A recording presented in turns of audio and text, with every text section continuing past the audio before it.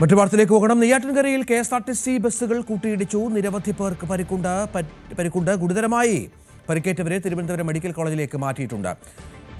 അരുൺ മോഹൻ വിവരങ്ങൾ പങ്കുവെക്കും. അരുൺ, എപ്പോഴാണ് ഈ സംഭവം ഉണ്ടായത്? എത്ര പേർ ഉണ്ടായിരുന്നു ഈ ബസ്സിൽ? പരിക്കുകൾ ഗുരുതരമാണോ? തീർച്ചയായും ഇന്ന് രാവിലെ 5 മണിയോടുകൂടിയായിരുന്നു ഈ ഒരു അപകടം ഉണ്ടാകുന്നത്. നെയ്യാറ്റിൻകരയ്ക്കും ബാലരാമപുരത്തിനും ഇടയിലുള്ള ആറാലുമൂട് എന്ന് പറഞ്ഞ സ്ഥലത്തായിരുന്നു സംഭവം. തിരുവനന്തപുരത്തെ ഭാഗത്ത് നിന്ന് നാഗർകോവിലേക്ക് വരികയായിരുന്ന സൂപ്പർ ഫാസ്റ്റ് ബസ്സും ഒപ്പം നെയ്യാറ്റിൻകര ഭാഗത്ത് നിന്ന് തിരുവനന്തപുരത്തേക്ക് പോകുകയായിരുന്ന ബസ്സുമാണ്. പാപ്പനംകോട് ഡിപ്പോയിലെയും വിഴിഞ്ഞം ഡിപ്പോയിലെയും ബസ്സുകളാണിത്. ഇത് തമ്മിലായിരുന്നു കൂട്ടിയിടിക്കുകയായിരുന്നു. നിയന്ത്രണം വിട്ട് കൂട്ടിയിടിക്കുകയായിരുന്നു എന്നുള്ളതാണ് പ്രാഥമികമായി നമുക്ക് മനസ്സിലാക്കാൻ കഴിയുന്നത്. എന്തായാലും 50-ലധികം പേർക്ക് പരിക്കുണ്ട്. ഇതിൽ ഡ്രൈവർ ഉൾപ്പെടെയുള്ളവരെ വെട്ടിപ്പൊളിച്ചായിരുന്നു, ഫയർഫോഴ്സ് എത്തി വെട്ടിപ്പൊളിച്ചായിരുന്നു പുറത്തെടുത്തത്.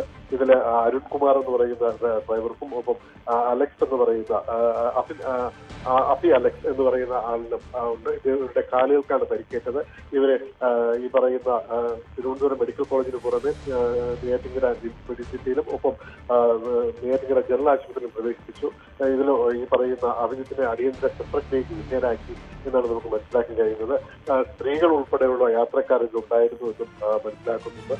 ഒപ്പം തമിഴ്നാട് ഭാഗത്തേക്കുള്ള യാത്രക്കാരാണ് കൂടുതലുണ്ടായിരുന്നത്. ഒപ്പം ജോലിക്ക് വേണ്ടി രാവിലെ പുലർച്ചെ പോയ തൊഴിലാളികളും ഉണ്ടായിരുന്നു. എന്തായാലും 50-ലധികം പേർക്കുണ്ടായിരുന്നു. പലർക്കും പരിക്കുകൾ വെച്ചിട്ടുണ്ട്. ഇവരുടെ നമുക്ക് വ്യക്തമായ ഒരു കണക്കുകൾ വരും മണിക്കൂറിൽ നമുക്ക് പറയാം. കാരണം പല ആശുപത്രിയിലാണ് ഈ പറയുന്ന പലരും അധികൃതർ കൂടെയുണ്ട് എന്നുള്ളതാണ് ഇപ്പോൾ നമുക്ക് പങ്കുവയ്ക്കാൻ കഴിയുന്നത്. ശരി അരുൺ, കൊല്ലം കടക്കലിലേക്ക് പോയാൽ അവിടെ തീപിടുത്തമുണ്ടായിരിക്കുന്നു. അവിടെ കടക്കൽ ബസ് സ്റ്റാൻഡ് ഷോപ്പിംഗ് കോംപ്ലക്സിൽ പ്രവർത്തിക്കുന്ന വീണ ഫാൻസി എന്ന സ്ഥാപനത്തിനാണ് തീപിടിച്ചത്. ഫയർഫോഴ്സ് എത്തി തീയണച്ചു. ഷോർട്ട് സർക്യൂട്ടാണ് കാരണമെന്നാണ് പ്രാഥമികമായ നിഗമനം.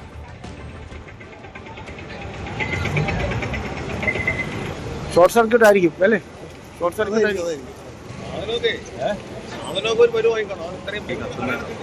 ആരെ കിടക്കുന്നു?